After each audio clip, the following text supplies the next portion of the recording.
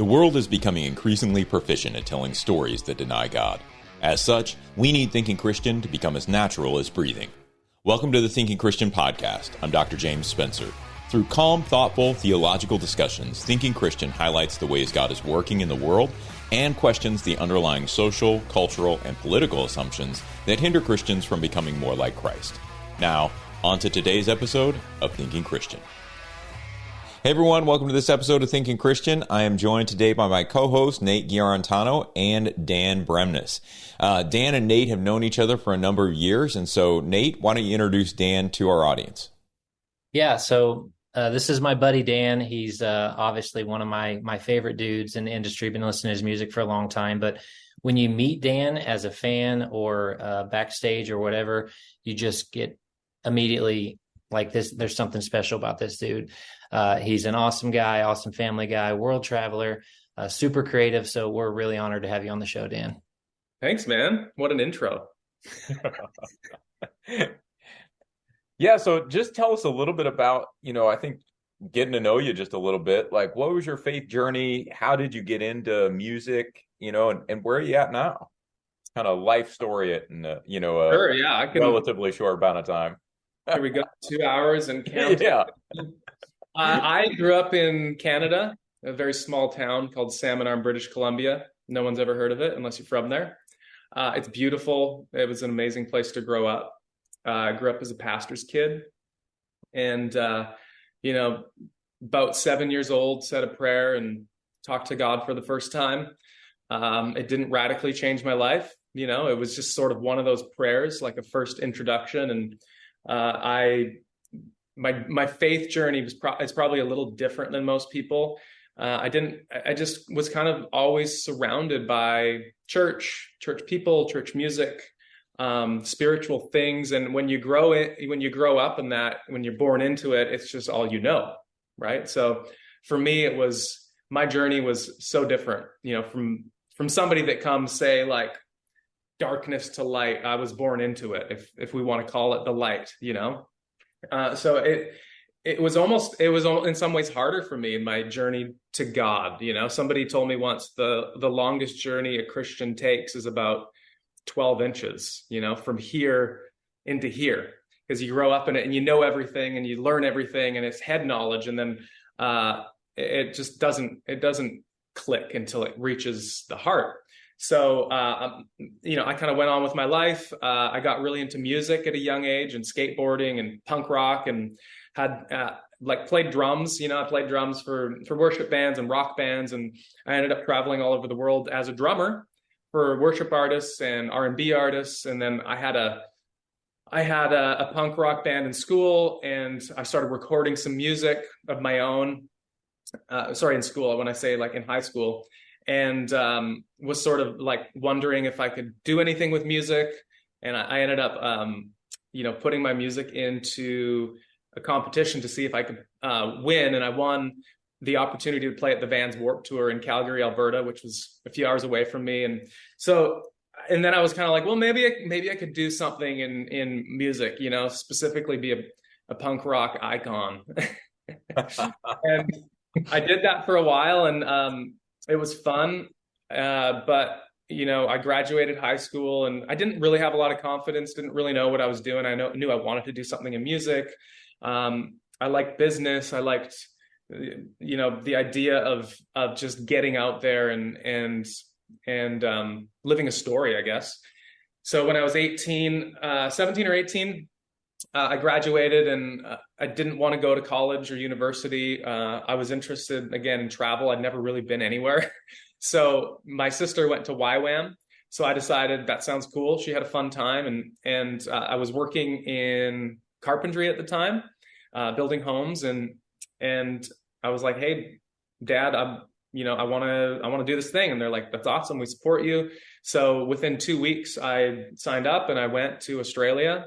And I did YWAM, which was like a 5-month like youth missions thing where you like do it with a bunch of other youth, and you learn about the Bible, you learn about spirituality, you learn about yourself. Ours was a surfing school, so we surfed every day, and I got destroyed by the waves. almost lost my life a few times. I remember once I went out on just when I'd learned how to get up and surf. And I had no idea the power of water. And I remember I went out on a 14-foot wave, which for some people is nothing. Oh my gosh. Me, I literally almost died. Barely made it out alive. Kept surfing, kept doing that thing that YWAM probably changed my life, I'd say. I look back at that moment, and that was the moment where like everything kind of came into focus. And I knew that I wanted to do music. I changed how I wanted to do music, and it became more of like missional at that moment. Like I can reach people through music. I can do this for a bigger purpose than just being a rock star. Fast forward, I came back from that. I became a youth pastor, which is random. I never planned on doing that. I did that for 4 years. I ended up meeting my wife to be there, and we got married 16 years ago. I still didn't do music for like 7 years after that, or 6 years. I ran a small construction company, and then 2008 happened, 2009, and I lost all my work overnight. And it was like this moment where I think I had some math wrong there. We were married for like 3 years before I really pursued music. But yeah, we lost everything overnight. And it was this moment of like, well, time is standing still right now, and when you have a paycheck and when it's working, you don't stop. You just stay on the treadmill, you stay in the loop. And I have to say, as hard as that time was, it completely changed the course of my life. And you know how you can be on an airplane and you're heading towards a certain place, and even if it changes by 1 degree, you could end up in a completely different city or continent. And that's what happened in my life. And I realized if there was any time I was going to, dig down deep and try this, it was now. So that led me down the path of like, okay, I'm going to finish writing my songs. I'm going to record them, and I'm going to get out there and just see what happens. And that turned into a journey that led me here today. I released an album. I toured all around Canada, did some touring in Australia and New Zealand. And I ended up making a connection with a producer in Nashville named Ed Cash. And he really helped me out. He produced some of my music, and then he shared my music with some people at some record labels, and they said, hey, like, it turned into a record deal. At Thrivent, planning your finances is bigger than money. It's a way to support the people, causes, and community you love, because helping you put your faith into action is at the heart of what we do. Thrivent, where money means more. Connect with us at Thrivent.com. That was in 2014. We moved to Nashville, and we've been here ever since.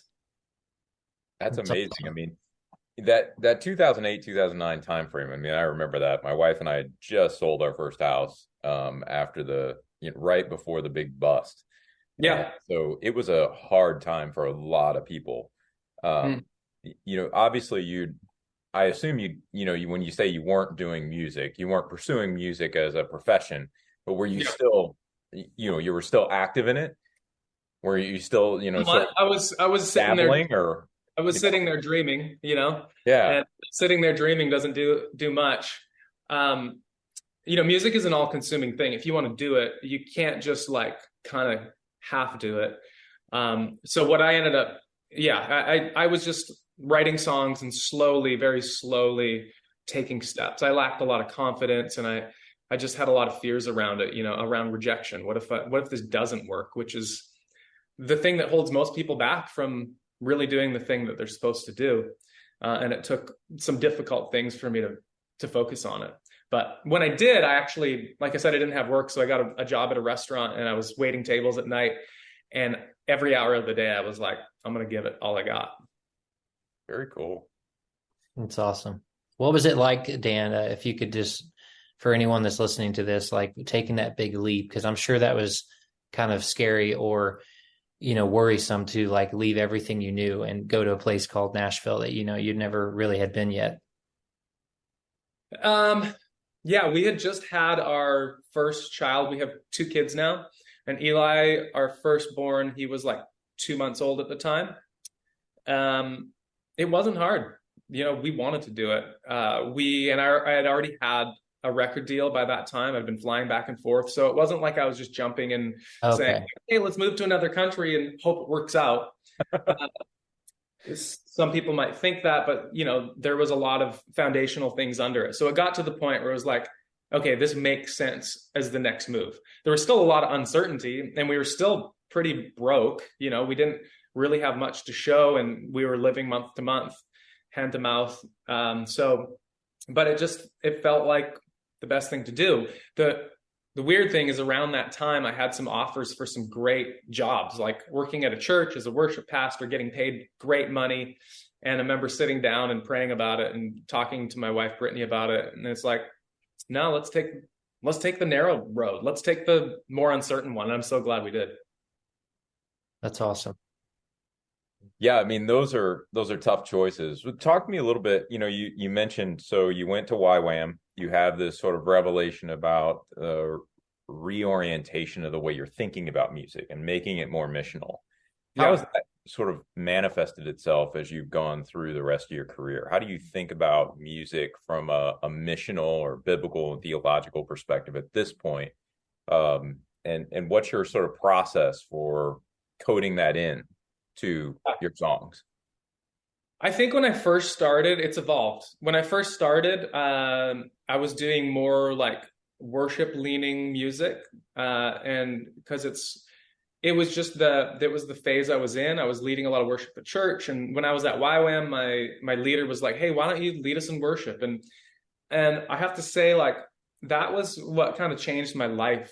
I remember, like, even before all of, like, during that time, I would like put my headphones on and I'd listen to like Delirious or something, and I can't explain it other than like, it's the most, like, it's the closest I could say I've been to God. It brought me to a different place, and it changed my life. So I wanted that for other people, and it very much started in that way, and it was all very worship focused. And for years and years and years, that's all I did. And then it sort of evolved, and I started wanting to reach all sorts of people.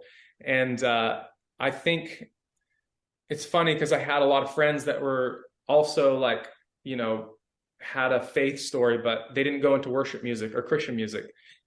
And I think that's great, because, some people are called to the church, or, to speak to people of faith, and some people are called to speak outside of that.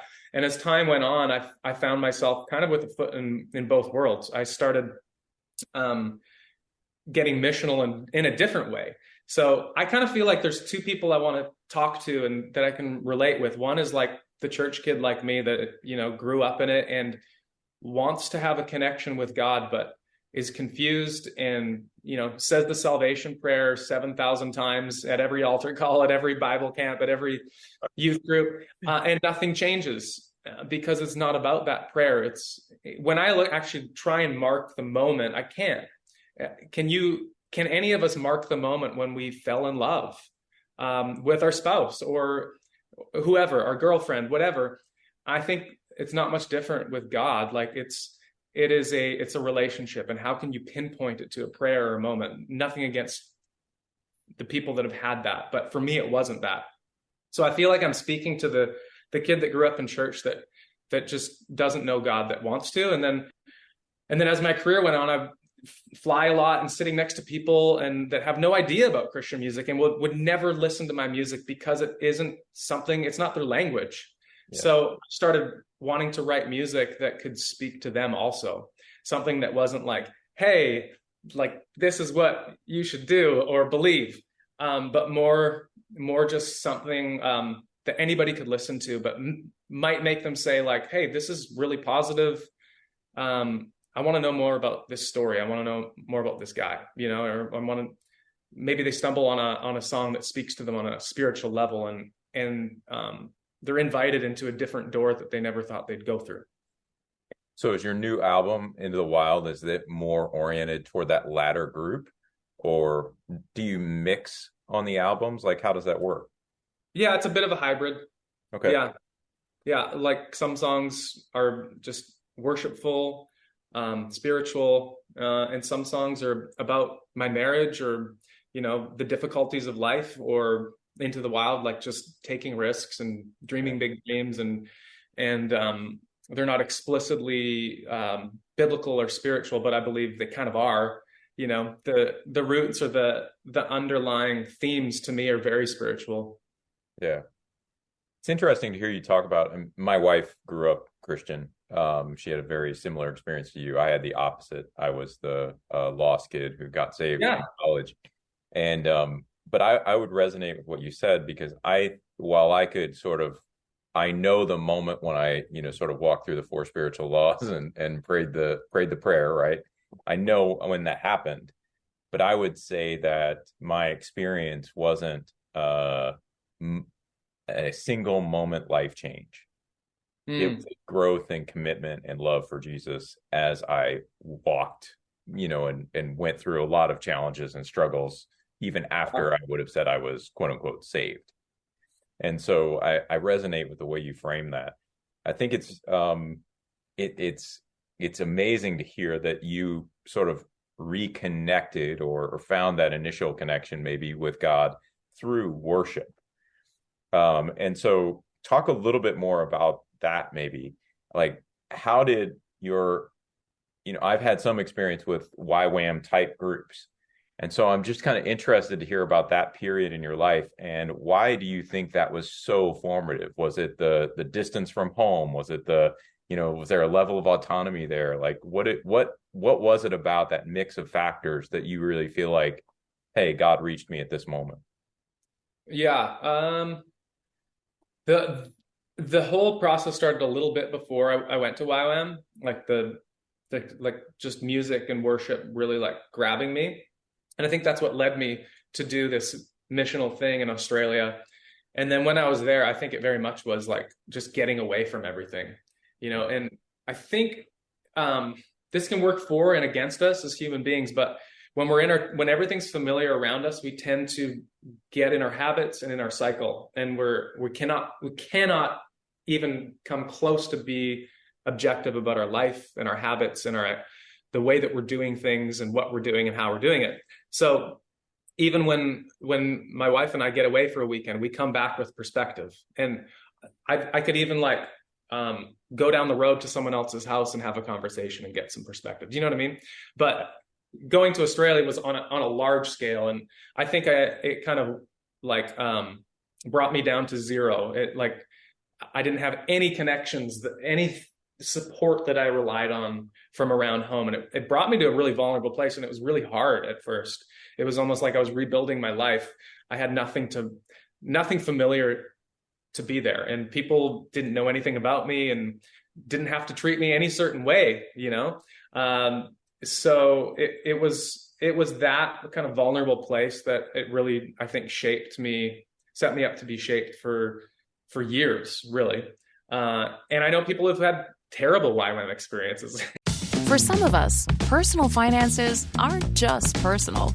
They include loved ones, neighbors, the communities we call home, and the causes we hold in our hearts.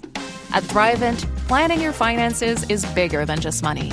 We help you put your plans into motion and faith into action so you can do more for the ones in your heart.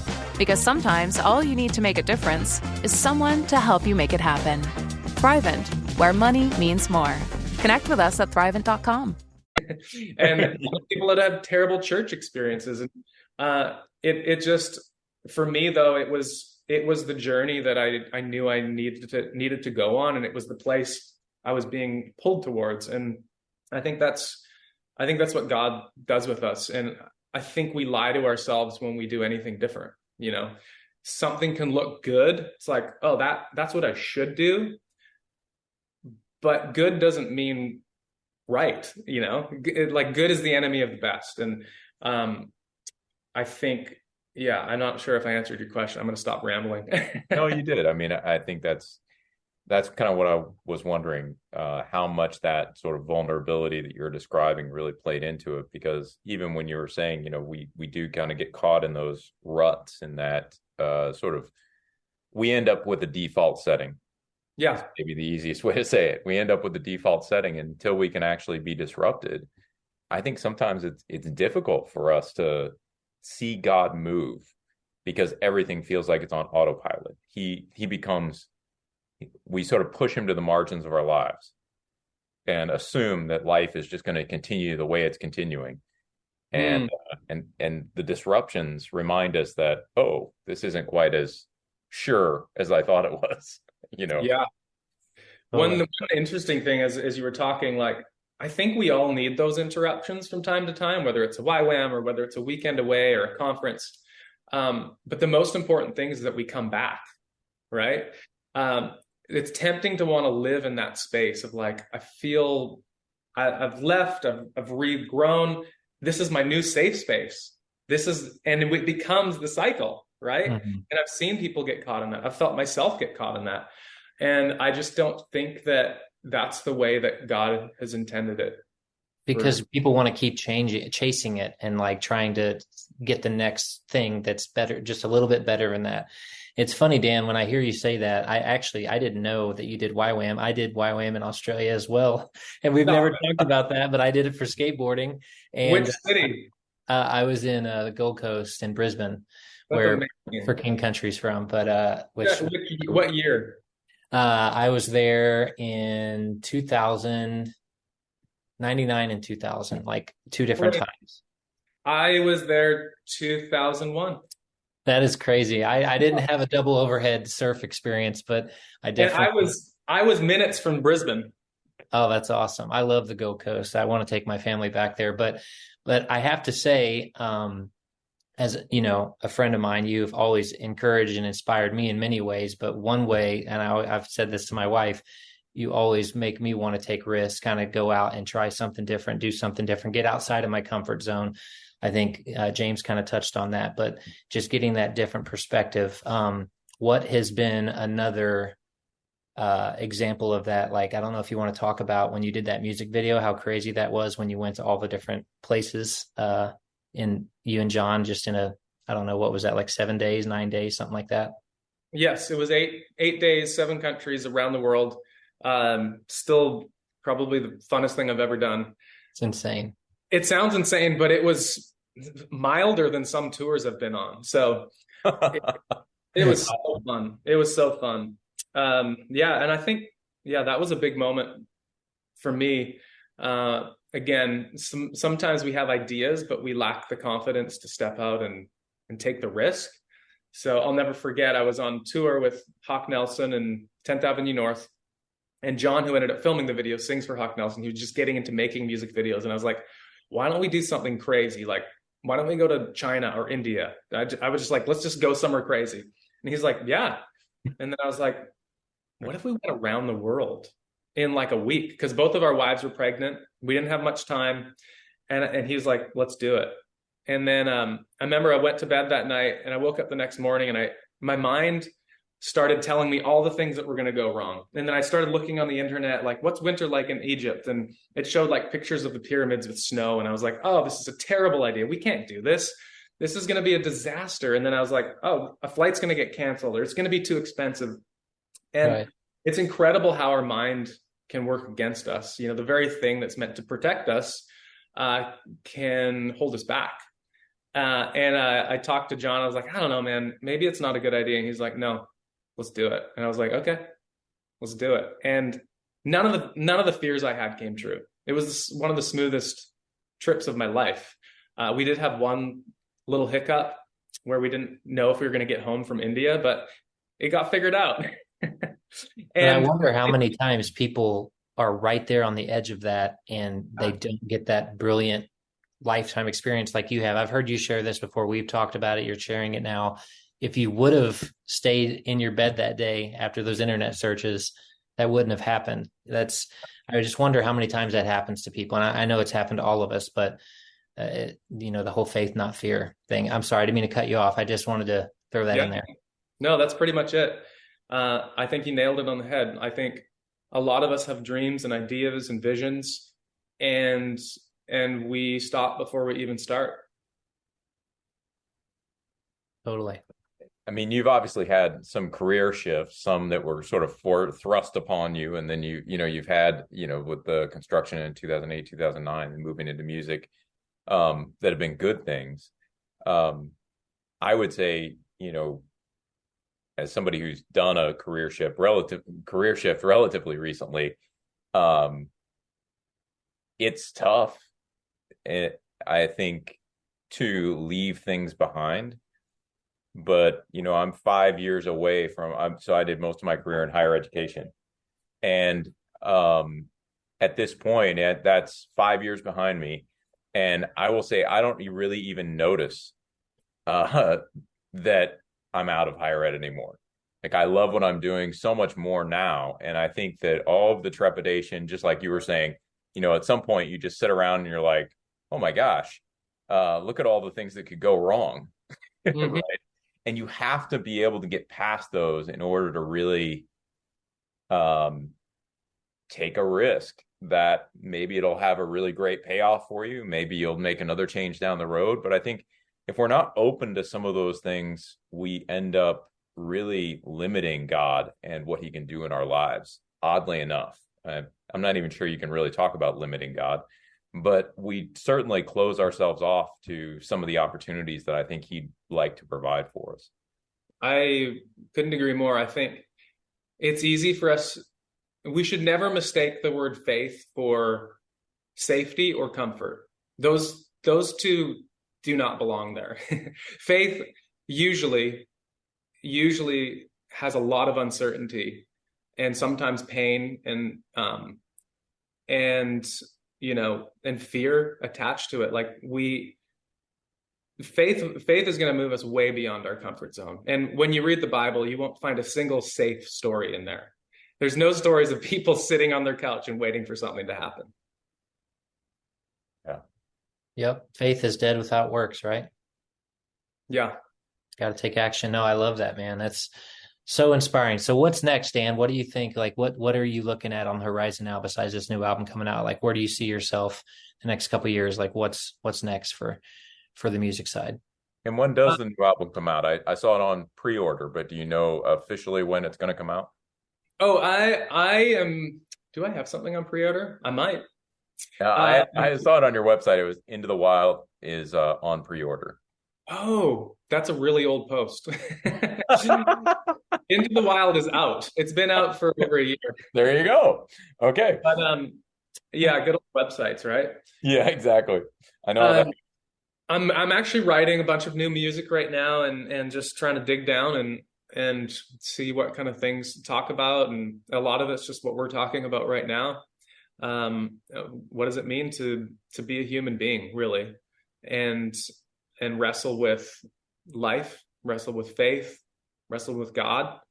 Those are a lot of the themes that I'm thinking about and trying to write about. I think probably about halfway there, and I don't really know what's next. I remember years ago I was in the middle of a tour and I was in the back of a van and I was sick and I was throwing up and I was just like, God, what is going on? And it was one of the few times I got a big answer. And I saw myself in this car and I felt like God speaking to me and just being like, you're in this car right now, this car of music and what you're doing. But one day you might get out of this car, this isn't your whole life. And the point of this season, again, it's not to be a rock star. It's not, how successful, it's not how many number ones, which us artists can tend to get really into numbers. It's what's happening to your heart. Are you becoming a better person?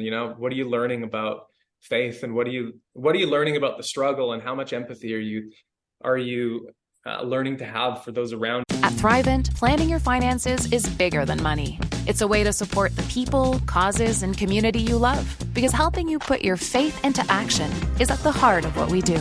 Thrivent, where money means more. Connect with us at Thrivent.com. And that's sort of been my mantra, I guess, is I have no clue how long I get to do this for. I guess as long as people will listen, as long as the doors keep opening. But I'm in the same boat as everyone else. I have no idea what the future holds, but I hope I get to do it a little longer. Let me ask you just one kind of final question that's on my mind. So I do a lot of writing, not music. I'm not musically inclined at all. maybe tapping my foot to a beat, but occasionally that's even too complicated. So I'm definitely not your rhythm section, but I do a fair amount of writing. What I find is that in order to write well, I almost have to take these breaks and just read a lot. Mm, I have to be constantly, sort of putting fuel in the engine in that's order cool. for me to have new thoughts and new ideas and to be creative. Hmm. So I'm wondering, is that a similar process that you go through? I mean, you're releasing an album, do you just immediately go back in and start writing new things, or do you take time to listen to other music, to read other books? When you talk about what does it mean to be human, I mean, that's an area I've been kind of playing around with a lot lately, with the AI revolution and all that kind of fun stuff. And so reading a lot of theological anthropology, reading a lot of, different things. Is that similar to the process you go through sort of for your creative work, or is it different? No, I think it's very much the same.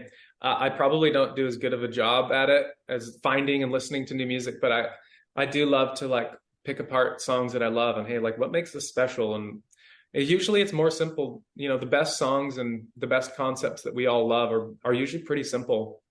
And I tend to overcomplicate and stuff too many words into things. And so I like to look at other art and read. I love reading. I read every day.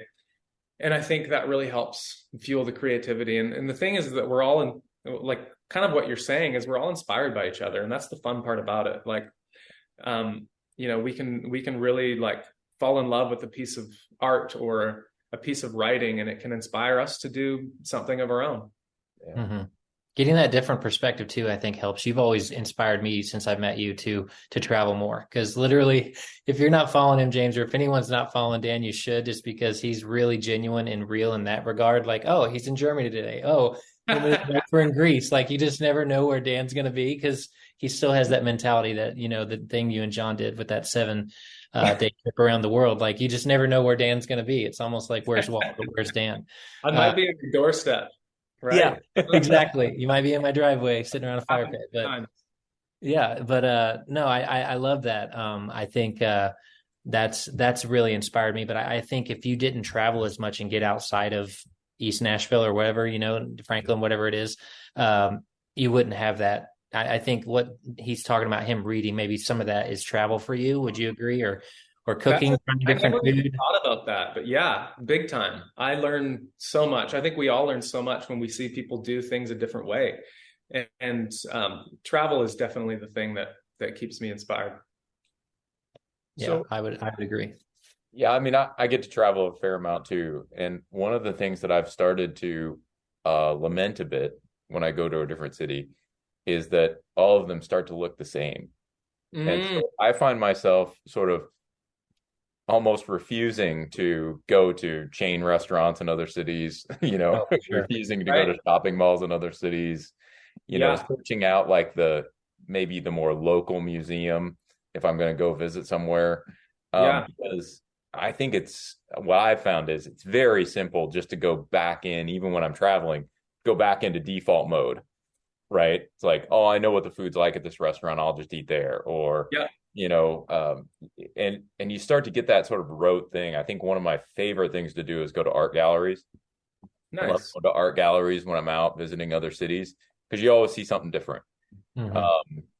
But I guess that's one of those sort of lamentable things that I see us doing right now is we're sort of becoming franchised city to city, place to place, and searching out those areas that are really, truly unique to a place, I think has been inspiring to me as I've gotten to travel.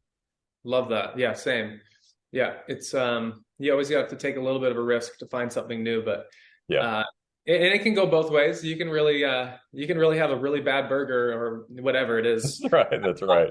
If you don't, but new experiences definitely keep your mind fresh. Yeah, absolutely. Well, let's close this out, and I'll ask you, since kind of closing out this part of the conversation, but what's the last thing you read that's been really inspiring for you that it's really kind of gnawed on your brain a little bit? Oh, that's a good one. I actually might have one on my phone. I tend to read a lot of quotes, and I actually read something this morning that made me think.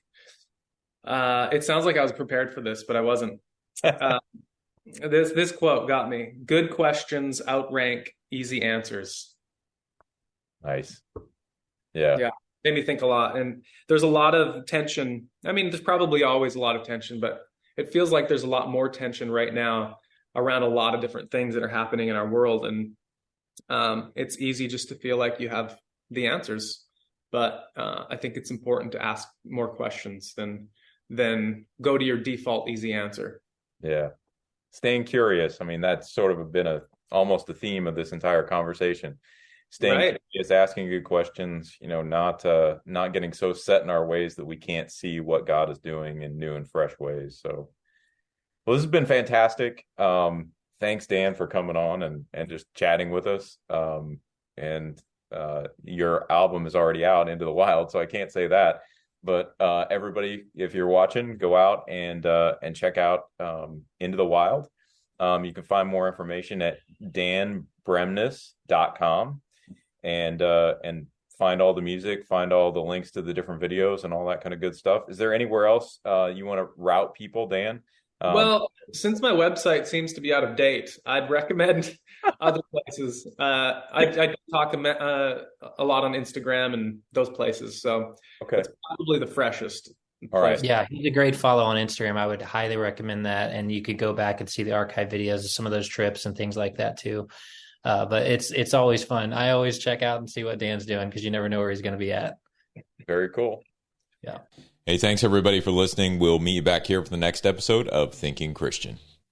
I just want to take a second to thank the team at Life Audio for their partnership with us on the Thinking Christian podcast. If you go to lifeaudio.com, you'll find dozens of other faith-centered podcasts in their network. They've got shows about prayer, Bible study, parenting, and more. But Jesus drank wine. If that line has ever been your justification for another pour, you're not alone. I'm Mead. And I'm Christy. We're two retired overdrinkers turned freedom from alcohol coaches. And on our podcast, But Jesus Drank Wine, we get real about what held us back, what helped us break free, and the sneaky stories about alcohol, about ourselves, and about God that kept us stuck. If you're a Christian woman wondering if your wine habit is worth rethinking, then this is your place. Follow But Jesus Drank Wine on your favorite podcast app or on lifeaudio.com.